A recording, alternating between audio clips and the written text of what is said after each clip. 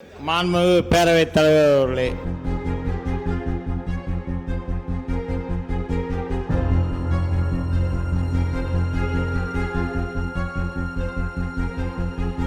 போதுமான இடவசதியும் உண்டது, போதுமான நிதியும் மருதமலை தேவஸ்தான போர்டிலிருந்து கிடைக்கப்பெறும். ஆகையால் இந்த ஒரு தொழில்நுட்ப பள்ளியை சிரிக்க எல்லாரும்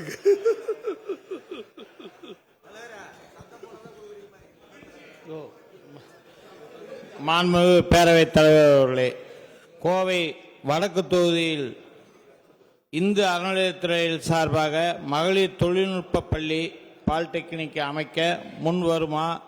போதுமான இடவசதியும் உண்டது, போதுமான நிதியும் மருதமலை தேவஸ்தான போர்டிலிருந்து கிடைக்கப்பெறும். ஆகையால் இந்த ஒரு தொழில்நுட்ப பள்ளியை மாண்புமிகு அமைச்சர் அவர்கள் தயவு கூர்ந்து அதை கட்டித்தர வேண்டுமாய் கேட்டுக்கொள்கிறேன். எம்எல்ஏ சட்டமன்ற நிதியிலிருந்து நிதி தர வேண்டும் என்றாலும் தருவதற்கு ரெடியாக இருக்கிறேன். மாண்புமிகு பேரவைத் தலைவர் வாயிலாக அறிய விரும்புகிறேன். மாண்புமிகு அமைச்சர் அவர்கள்.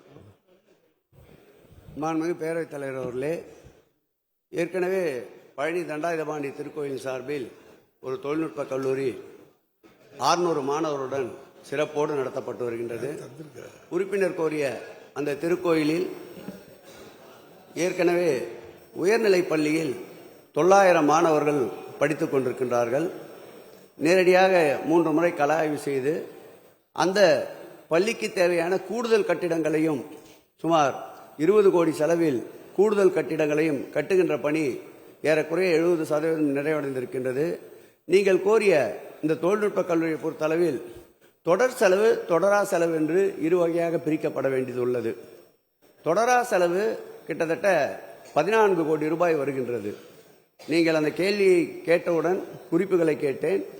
தொடர் செலவு என்று பார்த்தால் ஒரு ஆண்டுக்கு 2.5 கோடி ரூபாய் வருகின்றது. மருதமலை திருக்கோயில் ஏற்கனவே 37 கோடி ரூபாய் செலவில் பெருந்திட்ட வரைவு பணிகளை மேற்கொண்டிருக்கின்றோம்.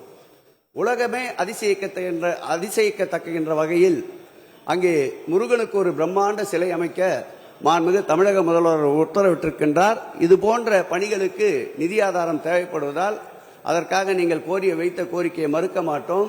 வாய்ப்பு இருந்தால் கள ஆய்வு செய்து மாண்புமிகு முதலமைச்சருடைய கவனத்திற்கு சென்று நிச்சயமாக நிறைவேற்றுவதற்குண்டான சாத்தியக்கூறுகளை ஆராய்ந்து முயற்சிப்போம் என்பதை பேரவைத் தலைவர் வாயிலாக நேற்று கோபத்தோடு இருந்த அர்ஜுன் அவர்களுக்கு இன்றைக்கு குளுமையான பதிலை தருகிறேன்.